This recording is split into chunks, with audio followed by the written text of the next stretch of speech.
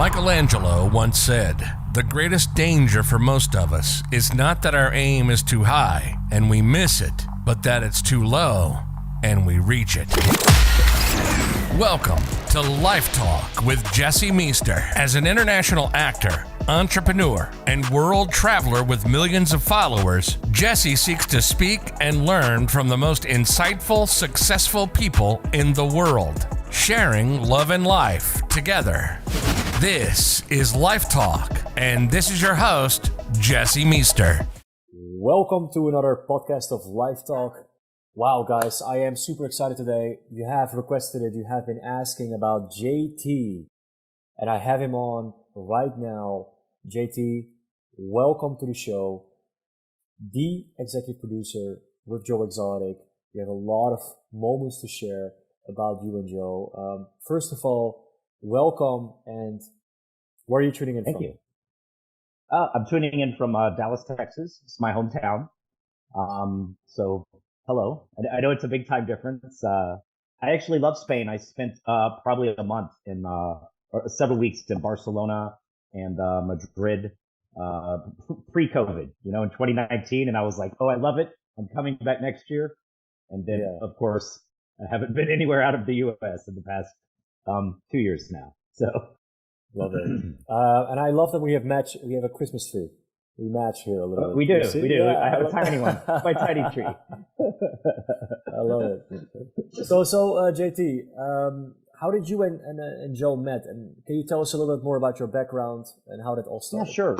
Yeah, I'm a television producer by trade. These days I say I'm a streaming producer, right? Yeah. 10 years ago, you would meet me, I'd be like, oh, streaming YouTube. I'm a TV producer, right? Yeah. Nowadays, I'm like, oh, I'm a streaming producer. So it kind of has come full circle, but I started out in syndicated television. I helped create a TV show with Bobby Goldstein called Cheaters in Dallas.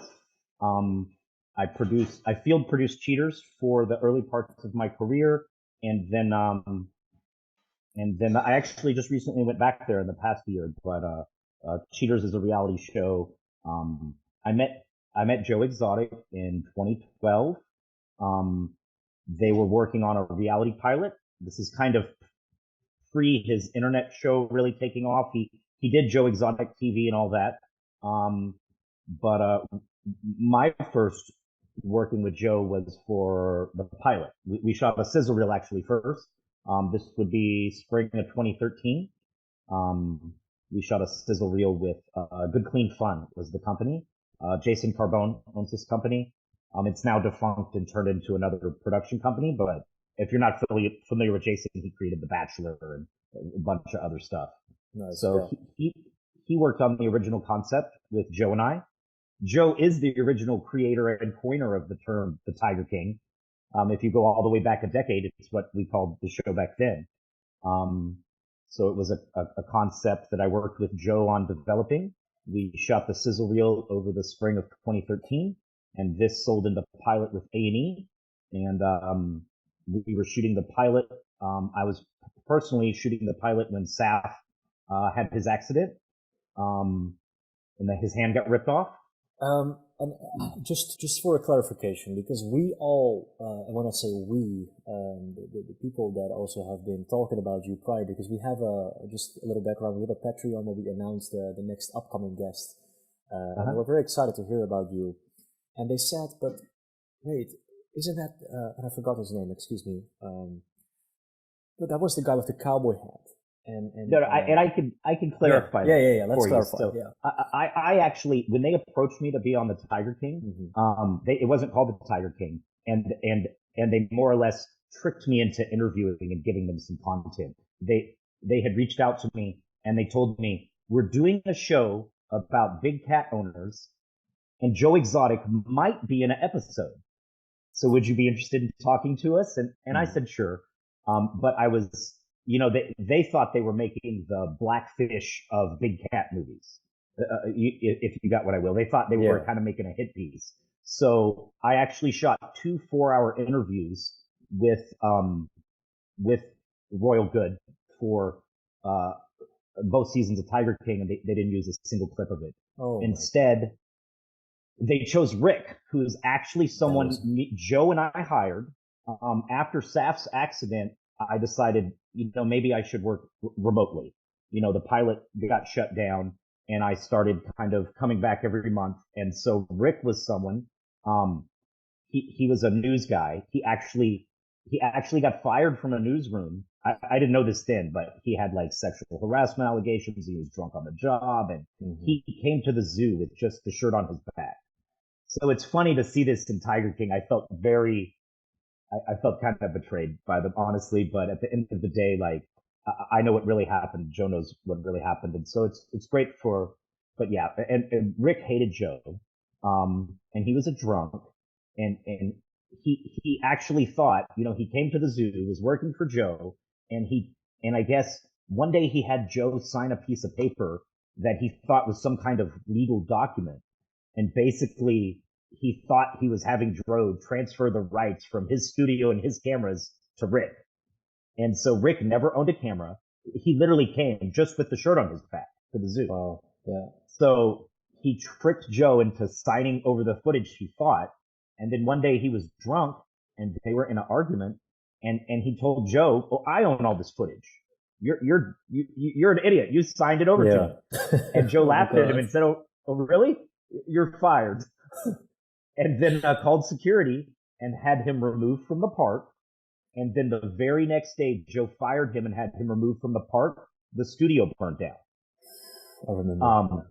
So obviously it's him being vindictive. He was actually involved in 2 arsons before he fled to, I don't know, Switzerland or wherever he is today. He's no longer in the U.S. But, and there's a lot of reasons Joe would never, when the studio fire was connected to the alligator building, and Joe had actually rescued all of Michael Jackson's alligators. So you have Michael Jackson's alligators and the offspring of his alligators in there. These were all Joe's husbands.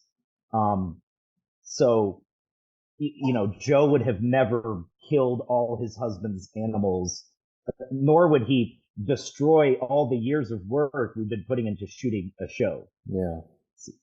So I'm not Rick. But yeah, I'm the real guy behind it. You go to IMDb, I worked with the real production company. We shot the real pilot for A&E. It did get canned when Saf had the accident, and that's actually when we hired Rick, because he was going to help get things rolling again and do the online show. He was only there probably 5 or 6 months also. So it's a very limited view. You can see everybody, and they actually, to be honest, I started watching the episodes, and after the second or third, I was more like, "Oh, please, God, don't let me be in this." Really? Oh, God. Not because, no, I wanted to support Joe, and this is why I'm not in it, because they couldn't twist my words. I really fully prepared for the interview. And so, but it's just how they cast everybody. So like the Saf, their setting is literally like a junkyard set. Like, I'm like, are you at a junkyard? Or like, where is this? John actually did more than one interview, and he didn't have his teeth, and they convinced him to take his shirt off, I guess. And so then when he found out it was actually coming out, they paid these people. They paid all these people, right? And they had paid John, and they actually paid him enough that he was able to buy teeth. So he begged them and told them he would give them an interview and do what they wanted, but he said, "Please don't use the clip of me with no teeth and no shirt." And they actually reshot his interview with his veneers or whatever he bought. I remember he telling that. But you'll notice in the actual series, though, there's just toothless, shirtless John. Yeah. So that's more what and he was a crackhead. He's a meth head. Well, welcome to reality TV, right? It's always reality TV. I think the good stuff is going to be shown, and then it's like highly edited. I'm one of them. I participated in the game. I know how it's going, and I'm not mad at the game because you signed for it, right? But man, what a story! Wow. So we're actually speaking here with the first producer of the show. Right. And I think a lot of people don't realize that, and that's why I'm so glad that we get to speak today. And also, sharing like those moments, whereas we as the viewer have such a different interpretation of what actually has been going on. Right. They controlled the narrative. Mm-hmm. There's a lot of stuff they try to say. Joe was not a drug addict. In fact, Joe was very anti-drug. If you look at like the original Sizzle, they even make jokes about Joe getting onto people like Joe didn't take aspirin or drink a beer. Not that he didn't, not that, his husband or his boyfriends or other people didn't abuse stuff, but that's not Joe's fault nor responsibility. And when you love someone, you love them. So, but Joe himself was good-hearted and was not this drug addicted animal abuser they kind of made him out to be. You got to realize, being at the zoo, it wasn't only the 200 big cats he had. Mm-hmm. He had over 1,000 exotic animals. I'm talking 50 wolves and so the work that he did, it's a farm with 1,000 animals on it. So you're to bed well after midnight, and you're up before 5 a.m. and you're doing it all over again, feeding and cleaning and taking care of the animals. So it's something you have to be really passionate about. They do try to talk about him being, and I get, the cub petting is what everybody says is the problem. In my mind, I think it's great for children to get to see these animals because they get a better appreciation of it. Because you're never going to see these animals anymore, especially now that the Big Cat Safety Act just passed in the U.S., which is basically like, Carol Baskin's monopoly law that just allows her and her few facilities to have big cats now, and no one else in the United States. So, it's very unfortunate that they rode the coattails of this to get their bill passed. And even more unfortunate that such a vicious gangster like Carol Baskin herself is still out here doing what she wants while everybody else from Tiger King is now gone and locked away. But Joe himself, he if there was footage of him abusing animals or being, it would have been in the Netflix series. Yeah. It would have been in the Fox special we did. And, I worked with Harvey Levin. Thanks to my friend Danny Cotton. He did a lot of the marketing for us back in 2013 when we did the original series. He's the current COO of World Star Hip Hop now. Back then he helped us in marketing. And in 2020, when it came out, he was also shocked because it's a project he helped on. And he's like, who are these people? And they're claiming to do what we did. So he linked me up with Harvey Levin at TMZ, and they originally did a really great piece on it. And going into it, I was pounding on the door declaring Joe's innocence, and Harvey said, well, I'm going to talk to people and I'm going to check it out and I'll make that decision for myself. Yeah. After he interviewed 30 people, he came to me a few weeks later and called me. It was like, oh my God, JT, Joe was really set up. And I was like, I know. That's what I told you. So if there was, it's like, he wouldn't have given so much. And it's just unfortunate that if Joe is guilty of anything, it's making bad decisions, with the pressure from the zoo, and he probably should have let Carol go. But who are we to speak in this man's place? Like, he ran the zoo with all the animals, and so, if we're not in those situations, we can't. And it's also like what you're saying is so powerful, because also, like, whatever you think of him and his style or the controversy, at the end of the day, like, and this is what I really want to tap into as well. How was he? Because you stayed at the farm, you saw him up close and personal. You really got to know him on a day-to-day basis. And all the people that I've spoken to so far for the past few years is like, great man, took care of a lot of people. And of course there was some good and bad, but like, don't we all have bad moments? However, in his core, he has been a good man, has not done anything like what he's been accused of. It was a setup. He had a lot of people, even yourself being part of it, had to deal with false accusations or a lot of backstabbing, right? That's why we're now speaking about this. Like, whoa, the real OG producer is here. Why is nobody aware of that, right? Why does everybody remember Rick? And that's what's crazy is is everybody has since recanted their statements and came out and said they're, the guy who's the federal informant, the con artist, Jeff Lowe. Yeah. He, he entrapped Joe fully, and he's admitted on air and on tape and in the public, that they set him up with some other, the Department of Wildlife agent and some other people, but they publicly came out and said they lied and set him up. And still that nothing's going on. So I would call on the Justice Department to look into this. It's becoming ridiculous the past few years. It's becoming more evident. We don't have a justice system. We have a money system, and it preys on the impoverished or the weak or those who don't have a way to fight for themselves. So, I would implore the Justice Department to look into this and for President Biden to pardon Joe, because all of Joe's, for his guilty, for the things that they say he did, he never tried to set up to have this lady killed. Mm-hmm. This was like a character he played. It's like an act on television. So we don't indict, actors for characters they play. But this was a character he played. And I think that he just got some really bad people around him that used this against him.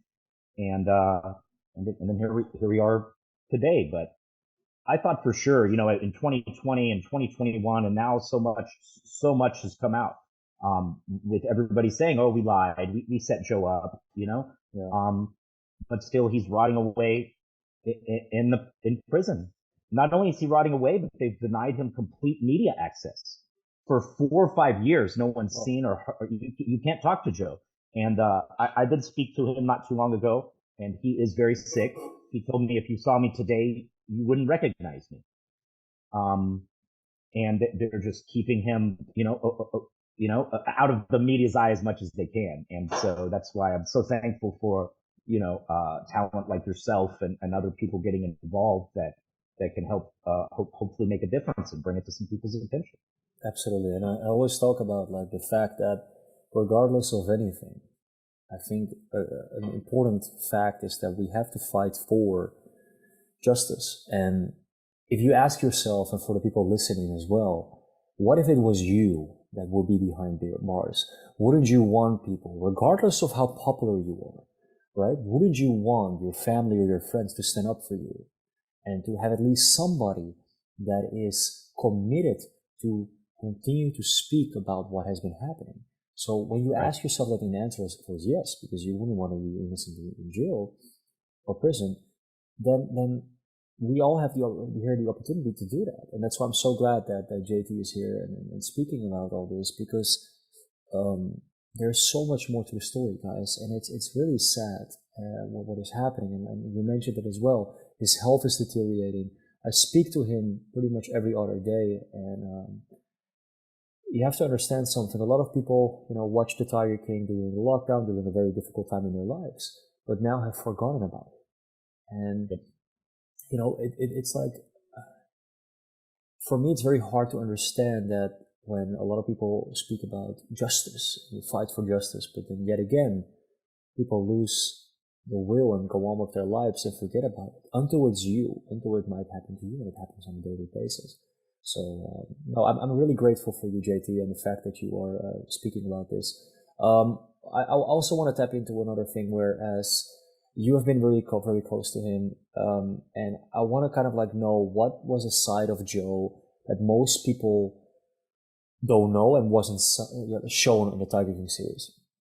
But I think what again, they were trying to make a hit piece, even though they did make Joe the protagonist of the original season, not like season 2. Season 2's, but the original season, I think a lot of those things you actually see Joe, and that's why he has so many fans, because Joe is funny, Joe is entertaining, Joe is charismatic, Joe is like, to be honest, Joe is hilarious and this wonderful guy, and so I think that's what shone through to everyone watching it, is they thought, they're not gonna like this, crazy gay redneck from Oklahoma, but everybody ended up loving him. And I think they're tapping into that energy and that comedy and that fun, Hopefully being falsely imprisoned all these years doesn't take that away from him. I can tell you it hasn't. He still, every time I speak to him, he still has that energy, and that is beautiful about it, because that's just his character, right? And I think honestly, like that's how also he carried the whole Tiger King series and why it was so entertaining. And, he did. Whether you like it or not, yeah, exactly. Yeah. People don't realize that. Like we sold the Tiger King. There was actually a bidding war for the pilot. Good clean fun. We had a bidding war between A&E, Discovery, and Animal Planet, and A&E ended up winning out the pilot. And then, of course, fate is the accident with. If you talk to Rink, he seems to think that they animal rights activists set the accident up on purpose. I'll never know the truth of that, but I was there that day, and Joe saved Saf's life that day. And so that kind of brought that to a halt. But everything that everybody loved and thought was so cool about the Tiger King, was in the original series. It was the gay gun carrying polygamous redneck with 200 tigers and 2 husbands. And I was telling my friends in LA when I was shooting, and like people were like, "What are you doing in Oklahoma?" And I'm like, "Just wait, it's a hit. You'll see." Yeah. But who would know? It would be 7 years later, and this murder for hire plot.